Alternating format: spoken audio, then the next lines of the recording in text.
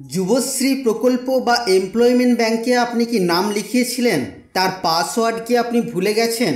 তো যদি আপনি এই 2024-এ এসে আপনার এমপ্লয়মেন্ট ব্যাংকের পাসওয়ার্ড নতুন করে পেতে চান, তাহলে কিভাবে আর কোথা থেকে যুবশ্রী প্রকল্প বা এমপ্লয়মেন্ট ব্যাংকের পাসওয়ার্ড আপনি পেতে পারেন, আজকের এই ভিডিওতে আমরা সেটাই দেখে নেব। তাই অনুরোধ রাখবো ভিডিওটি অবশ্যই প্রথম থেকে শেষ পর্যন্ত দেখবেন। নমস্কার, আপনারা দেখছেন মাল্টি গাইড চ্যানেল, আপনাদের সাথে আমি আছি বিশ্বজিৎ। তো তার জন্য আপনাদেরকে চলে আসতে হবে employment.wb.gov.in এই ওয়েবসাইটে। আসার পর আপনাদেরকে চলে যেতে হবে লগ ইন অপশানে। সেখান থেকে জব সিকার লগ ইন অপশানে আপনাদেরকে ক্লিক করতে হবে। আপনাদের কাছে এই ধরনের পেজ শো করবে। আপনি যদি আপনার পাসওয়ার্ড না জেনে থাকেন বা ভুলে গিয়ে থাকেন, তাহলে এই নিচের দিকে এখানে ফরগট পাসওয়ার্ড নামে একটি অপশন আপনারা দেখতে পাবেন, সেখানে আপনারা ক্লিক করবেন।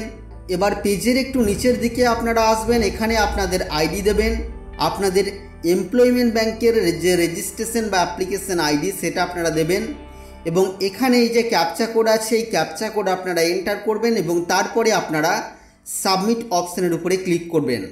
সাবমিট অপশানের উপরে ক্লিক করার পর আপনাদের কাছে আপনাদের এমপ্লয়মেন্ট ব্যাংকের আইডি তো শো করবেই, তার পাশাপাশি আপনাদের নাম শো করবে এবং নিচে মোবাইল নাম্বারটি শো করবে। মোবাইল নাম্বারের বেশ কয়েকটি নাম্বার এখানে হাইড করা থাকবে, তো আপনারা বুঝে নেবেন কোন মোবাইল নাম্বার এখানে লিঙ্ক করা আছে। পাসওয়ার্ড পাওয়ার জন্য আপনারা প্রসিড অপশানের উপরে এবার ক্লিক করবেন। প্রসিড অপশানের উপরে ক্লিক করার সাথে সাথে আপনাদের রেজিস্টার্ড থাকা মোবাইল নাম্বারে, অর্থাৎ এমপ্লয়মেন্ট ব্যাংকের সাথে রেজিস্টার্ড থাকা মোবাইল নাম্বারে ওটিপি পাঠানোর জন্য আপনারা ওকে অপশানে ক্লিক করবেন। আপনাদের মোবাইলে একটি ওটিপি চলে আসবে, সেই ওটিপি আপনারা নিচে এখানে দেবেন এবং এই ক্যাপচা কোড আপনারা এখানে এন্টার করবেন। ক্যাপচা কোড এবং ওটিপি এন্টার করার পর আপনারা প্রসিড অপশানের উপরে ক্লিক করবেন। আর প্রসিড অপশানের উপরে ক্লিক করার সাথে সাথে আপনাদের কাছে এই ধরনের মেসেজ শো করবে, SMS has been send to your registered mobile number, অর্থাৎ আপনাদের এমপ্লয়মেন্ট ব্যাংকের সাথে যুক্ত থাকা মোবাইল নাম্বারে SMS এর মাধ্যমে পাসওয়ার্ড পাঠিয়ে দেওয়া হয়েছে।